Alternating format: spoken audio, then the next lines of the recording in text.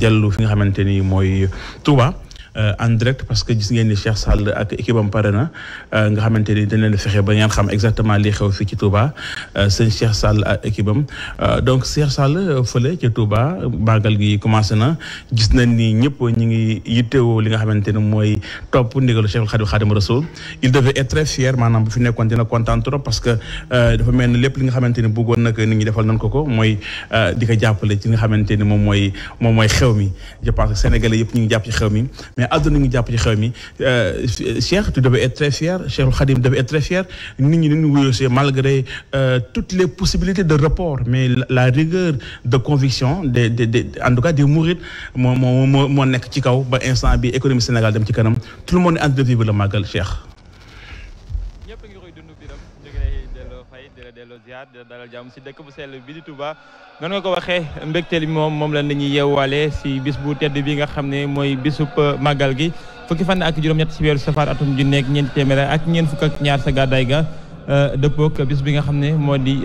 bisub départ en exil de Cheikh Ahmadou Bamba nekkoon 18 safar 1313 dëppoo nag atum 1895 waaye noonu nga ko waxee mbégte bi moom la ñëpp yeewaale loolee mooy li nga xam ne moo fi gën a fës biram sëñ Cheikh kontaan mais sëñ Cheikh instant bi lan mooy xew ñu ngi yoru màggal nag gis ngeen ni instant bi Cheikhul Khadim dafa bëggoon lool alxuraanu karim yaa kitaabal karim anta habibi wa xalili ou toi livre d'Allah yow téere borom bi yaay sama xarit yaay sama soppe il n'osait même pas s'allonger sur le lit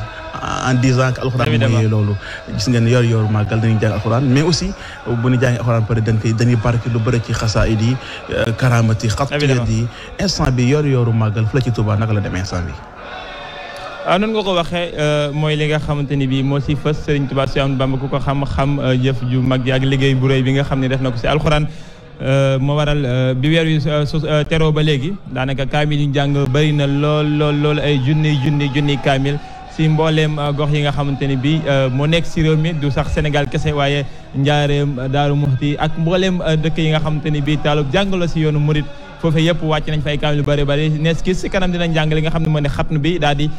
jeexal li nga xam ne moo di mbooleem kaamil yi nga xam ne jàng nañ ko fi ay waxtu yu néew rek moo doon jox seen parce que jamono ji waa rabita bi ñu ngi wéyal li nga xam ne moo di jàngu alxuraan ak mbooleem ñi nga xam ne ñoo di daara yi nekk si Touba muy daara yu takkoo takk waaye na yéen a ngi dégg suñu ginnaaw noonu it li nga xam ne moo di jàngum xasida yi ndaxte jàngum xasida tamit dafa nekk loo xamante ni bi dafay dund lool si bis bi waral jataay bi nga xamante ni bi ñu ngi ko am ak Serigne Momar Diop nekk koo xamante ni bi ràññeeku na lool si wàllum jàngum xasida waaye koo xamante ni bi mën nañ ko jàpp sax un expert en kuréel ndaxte doon na loo xam ne yëngu na si lu yàgg doon na loo xam ne liggéey na si lu yàgg dinañ seq ak waxtaan moom ni mu gën a yaatoo si li nga xamante ni bi moo jëm si màggal gi waaye tamit lépp loo xam ne moo jëm si li nga xam ne moo di xasida yi ak dimension bi nga xam ne am na ko weesu na sax national mën nañ ko wax dimension universelle internationale ndaxte jéggi na ay frontières biram kon noonu la ñu xëyee bi ñu xëyee nit ñi ñu ngi si alxuraan ji ñu ngi si xasida yi ku nekk fa nga nekk si bërëb ba nga nekk yaa ngi jël sa jukkib alxuraan yaa ngi jël sa jukkib xasida di jàng ndaxte yoru màggal gi dëgg mën nañu wax ne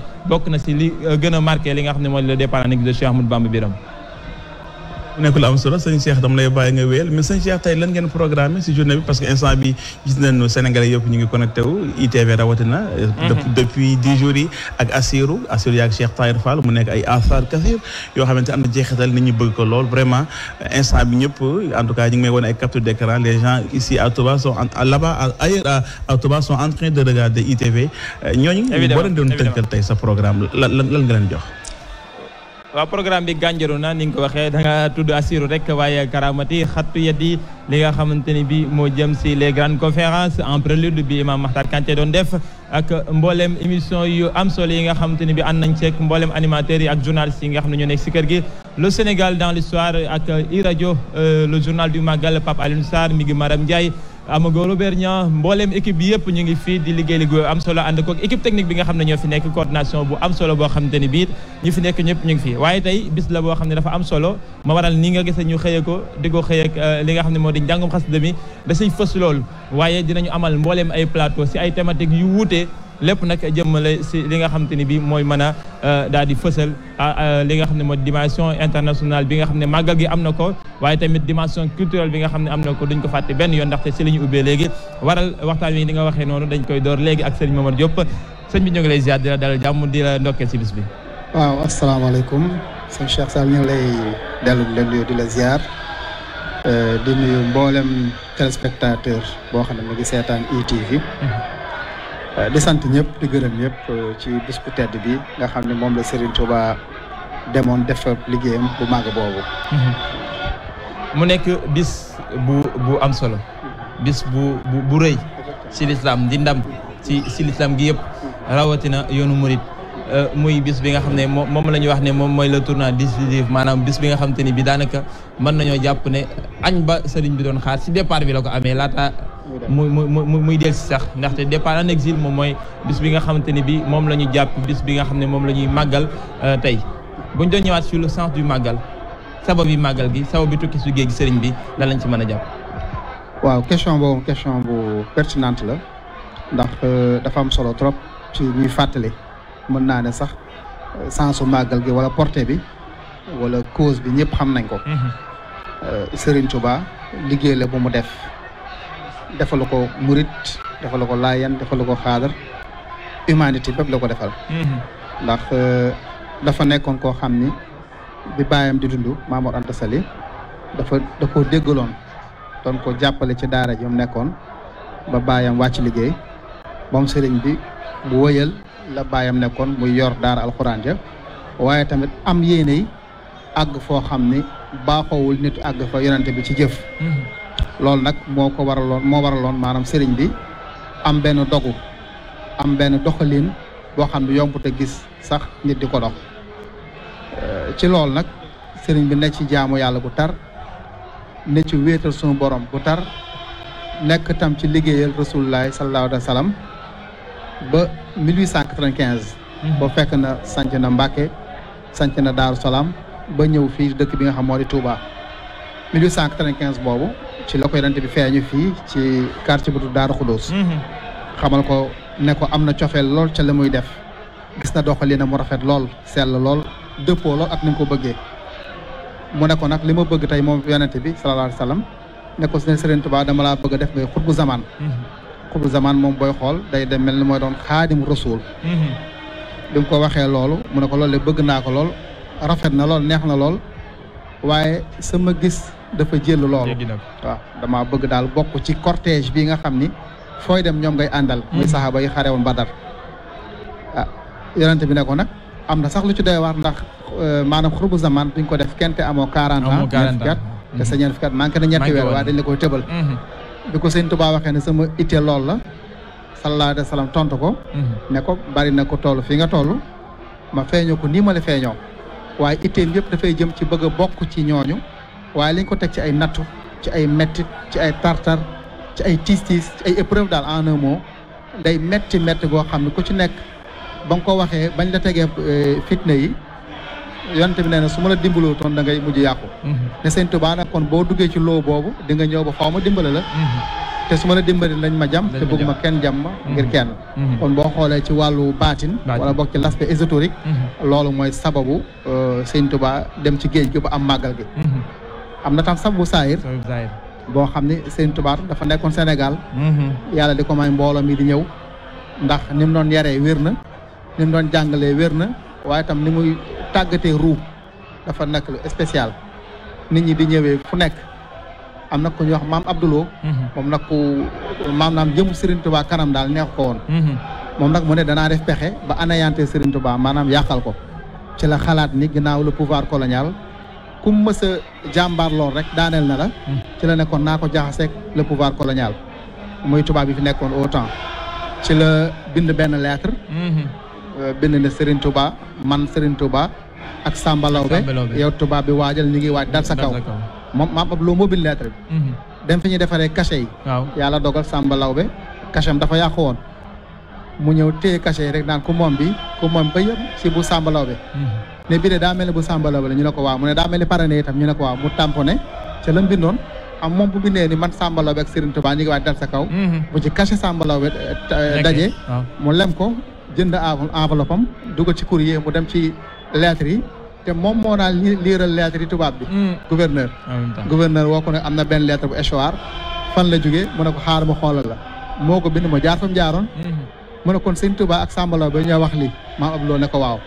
moo ko lu ciy xalaat mu ne xanaa jàppi leen rek ci la tubaab bi diligenté 55 espace ñu fekk Serigne Touba jeewal jàpp ko foofu kon boo xoolee départ exil bi loolu mooy en fait zahir rek baatin bi waaw sababu zahir bi ni nga ko waxee noonu ak pouvoir colonial bi fi nekkoon ak li nga xam ne mooy am si mboolem bëggoon a fànq ab liggéeyam ngir yegg fa mu yeggoon waaye tamit fekkoon na moom sabab bi mu amoon ko bëggoon na ko nekkoon si xolam mëbatoon na ko biñ ko jiñee ne ko da ngay jihaad taal jihaad la nangu waaye da ko nangu waaye inni ujaahidu bi ulumi wa bi tuqa dafa mel ni kon xam-xam ak ragal yàlla moo nekkoon jihaadub sëriñ bi moom moo nekk tamit li nga xam te ni bi moom moo ko accompagné mbooleem parti yi mu jaar yëpp sëriñ Touba ak xam-xam jamono ji nga xam te ni bi mu ngi nekk si keppaaru Maam Mor Anta Sali laata rabbi hazabika bi himmati wala turabbihim bi dar si faqat di jib teewuloon mu nekkoon si loo xam te ni bi fasoon na si lool mu nekkoon koo xam ne jàngaleem dafa nekkoon amoon fasaaxa am pédagogie boo xam ne tax na daara ji ñu si bëri sax dañ doon gën a tàmm am njàngaleem ko njàngale waajuram Sëriñ Touba jamono jooje mu nekk woon Mbacke Kajoor laataa ñuy dem si li nga xam ne mooy dimension màggal gi culturel ak yëpp jamono ji mu nekkee Mbacke Kajoor waajuram nekk fii muy jàngale nan la doon lëkkale moom njàngaleem ak njàngaleem waajuram waaw daanaka sax da nga koo wax sa biir wax mooy sëriñ bi dafa déggaloon baayam dafa naa tàmbali bi indi naa ko nam doon boole mooy sëriñ bi baayam da ko doon jàngaleloo ak di ko bindloo ak di ko defloo yeneen Maam Mor Anta Sali dafa nekkoon koo xam ni bu lay jàngal bu la xasee jox bind ba pare daawul nangu nga ñëwaat naan ko loo wax fii wala ne ko gën maa leeral fii Sëñ Tuubaa nag moom boo ñëwoon fukki yoon mu leeral la fukki yoon moo tax sax ñu bari ci taalibe yi dañ daa préféré Serigne Touba jàngal leen loolu ndax ni nga ko waxee léegi pédagogie mu amoon waaye itam cawarte gi mu ci amoon ndax moom lu mu def rek da ciy boole jëmmi jaamu yàlla gi nga xam ne moo ci war fi mu nekkee ak baayam it ku nekk xam nga ni am na yu bari yoo xam ni da ko cee jàppale ba génn ci baayam ndax baayam Maam Mor Anta Sali daan na dem ci Lat Joor di àtte waaw bés la ko ne Sëñ Touba ne sama baay su ma sañoon nga bàyyi àtte ndax ku ñu àtte doo àtte ku ñu àtte mooy yomal xam yàlla dana àtte ñëpp mu ne ko nag bàyyil àtte nag ku ñu àtte doo àtte du dëgg ba tey itam boo xool li tax baayam Maam Mor Anta Sali ñëw ba xalaata am sëriñ bu mu jébbalu lépp ci Sëriñ Touba la jaaree ba mu dem fi gànnaar ci Cheikh Sidi Mokhtar al Kunti ba del si xam ne ndekete Sëriñ Touba moo yor jumtuwaay yëpp kon yooyu yëpp pour bañ a guddal waxtaan wi daal sëriñ bi ku déggaloon baayam la waaye tamit Quran jàppale baayam la waaye tam Quran wan baayam yoon wi la waaw loolu tam lu am la ginnaaw conseil privé bu 5 septembre 1895 ginnaaw rapport yi nga xam ne génn na ci ñu wax ne dañ ko génne ndaxte am na ñeneen ay propositions yu si amoon ñii ne ndax duñ ko faat ñii ne ndax duñ ko tëj fii ñii ne ndax dañ ko génne muy mel ni dëpp woon nag ak li nga xam te ne bii daloon na yonent bi ginnaaw bi nga xam ne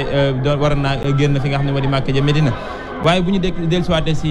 li nga xam ne moo di bisu màggal gi xam nga dañ ne il y a lieu de l'exiler jusqu'à ce que l'agitation causée par ces enseignements soit oubliée au Sénégal dañoo bëggoon ñu yóbbu ko Gabon ba am njàngaleem daanaka mu far si réewum Sénégal waaye bisu boobee la def moom bisu sant le départ en exil loolu tamit wute na ak li nga xam ne lañ doon gisee ak cant di daan dem ba am li mu bëgg doog di sant waaye moom jamono ji nga xam ne bi natt yu door na la sant duñ ciy jàngat loolu. waaw li ciy jàngat mooy moom dafa wax ne dafa yàgg mës a bëgg liggéey Rasulullaay li ko kenn mës a defal loolu nag il faut de am bés bu ko yàlla dogal te moom tam mënta jóg rek ne damay liggéey Rasulullaay te amu ci ndigal ndax xam nga dafa ne man zanna ni xayra xadimal Mustafa fa inna ni axdimuhu bi Mustafa axdimuhu ila duxul janna daari xalaal wal munna wal minna dinaa liggéeyal yonente bi sallallahu alayhi wa sallam waaye tamit ci kaw liggéey ko calam tànn waaye tam ci digalam loolu nag bi mu amee ba Rasulullaay ne ko kon mën ngaa tàmbali liggéey bi ci la dem Mbacke Bari génn Touba Mbacke Bari def na fa 4 mois Shawwal Zulqa'da Zulhijja Muharram ba Safar 4 mois 18 jours ci lañ ko jàpp si léegi nag biñ ko jàpp see maanaam mbégte ba mu am ak gis bi mu gis li mu doon ñaan yàlla yëpp yàlla defal na ko ko maanaam ci la kontaan ndax wóoru ko day am ndam ndax waxoon na ni natt yu xaw ma nu mu toll xaw ma it nu mu mën a demee waaye li mu mën da wóor mooy su ko sama ru atane sama jom di dund ko kon Sëñ Tuubaa tax mu jël jour bi mu demee di ko tubaab bi jàppee mu def ko jour victoire am moo du ko wóoroon dana am ndam moom du ko wóoroon la moo waral mu doxalee ko noonu mu mel ni sax fas na si ayaasiminillahu inda jeewali mi ngi noonu ndax dafa ne asiru maal abraari xiina asiru wasdannal ay daa anni hunaaka asiru ci benn vers boobu Sëriñ Tuubaa daf ci indi ñetti yoon le mot asiru asiru mooy premier mot bi hémistiche bu njëkk maanaam xaab bu njëkk bi jeexee asiru vers bi ci boppam jeexee encore asiru njëkk mi ngi firi maa ngi dox benn asiru bi firi ca waxtu ba may dox beneen asiru bi firi prisonnier mu ne maa ngi dox te waxtu ba may dox maa ngi ànd ak waa ahlu badrin tubaab bi ñoom jàpp nañ maa jàpp te man kenn jàpp ma ahlu badrin laa àndal def sama liggéey kon loolu mooy tegtal ni vraiment jour bi mu demee liggéey xam nañ day am ndam ci la bëgg ba xam ni ndam li muy am tam lu yëkkatiku lay doon moo tax mu woote ko maanaam muy bésu cantam loolee mu doon loo xam ne dafa tegoo ay natt jamono ji nga xamante ne bi yóbbu nañ ko Gabon ginnaaw boobee biñ ko yóbbee Gabon dellusiwaat Sénégal ñu yaakaar ni mbir yi fay na ñu tegaat ci beneen yóbbu gànnaar dellusiwaat Thièyène Jolof bu ñu dellusiwaat si état bi nga xam ne sëñ bi jaar na ci lan lay tekki waaw xam nga benn bu ci nekk rek am na objectif bi tax ñu yóbbu ko fa ndax bi njëkk mooy dañ ne il faut interner Cheikh Ahmadou Bamba au Gabon jusqu'à ce que l'enseignement wala l'agitation causée par ses disciples soit oubliée au Sénégal Gabon dañ ne buñ ko fa yóbboo déjà climat ba nekk Gabon ak bi nekk Sénégal bokkuñu li muy njëkk am mooy problème adaptation sur le plan kii quoi climatologique noonu lañ ko waxee voilà c'est ça fi fay climat tropical la ca des mooy dañ ko fay teg ci wéetaay boo xam ne du gis kenn te Sëñ Tuubaa wéetaay boobu la bëggoon ngir mën a wéetal suñu borom bon bañ ko demee tam ba sànni ko Gabon kan la doon wéetalikoo ay gaynde ay segg ay ñay ay jaan ak ay njàngoor ak ay bukki ak yu demee noonu gisul nit gisul dara